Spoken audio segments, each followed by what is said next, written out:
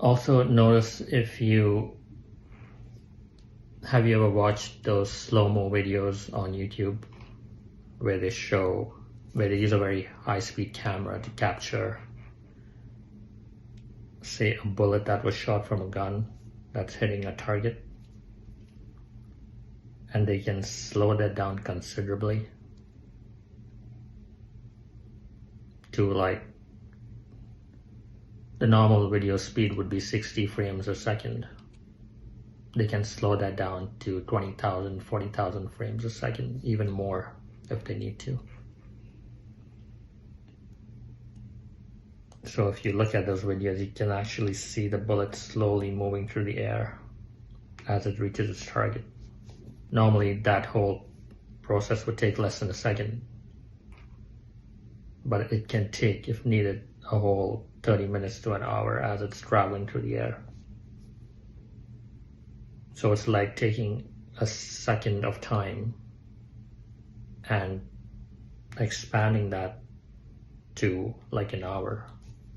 Is that what time is? You take that hour and then you take this granular moment, frame by frame, and then call that whole thing time, the passing of time. Is that how we experience time?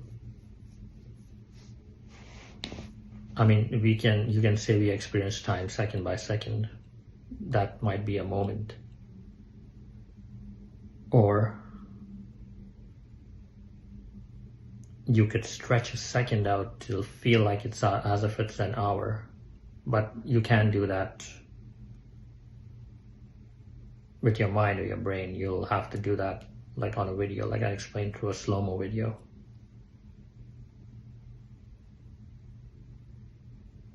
But the point I'm trying to get here is that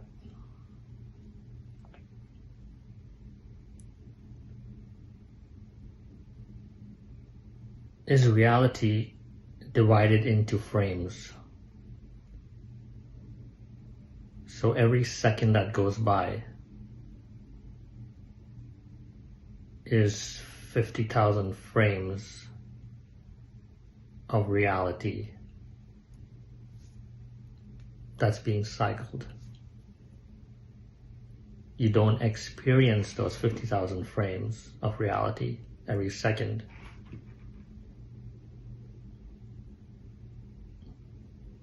But is that really how reality behaves? I realize I'm getting a little too technical here. But anyways, let's move on. What if you take these moments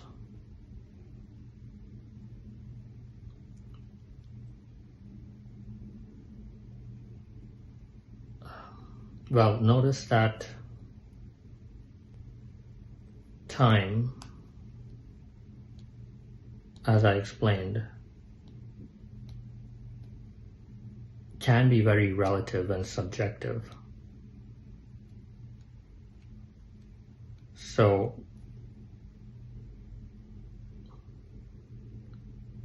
those chunks of time that I was talking about can be subjective to how much you're enjoying yourself in the moment. So if you're doing something that you enjoy, that you're happy about, notice that time moves pretty fast, pretty quickly. Whereas if you're doing something that's boring and tedious, time tends to drag on.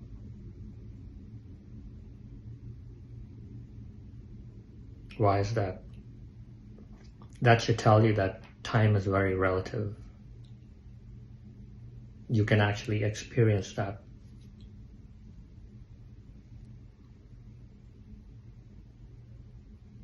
It has nothing to do with how fast the clock is moving. The clock always moves exactly how it's supposed to move.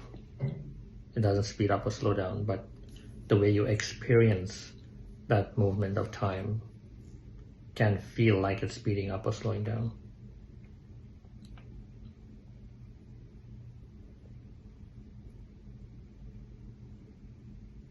So is that what time is? How you experience time within your mind? How it speeds up and slows down within your mind?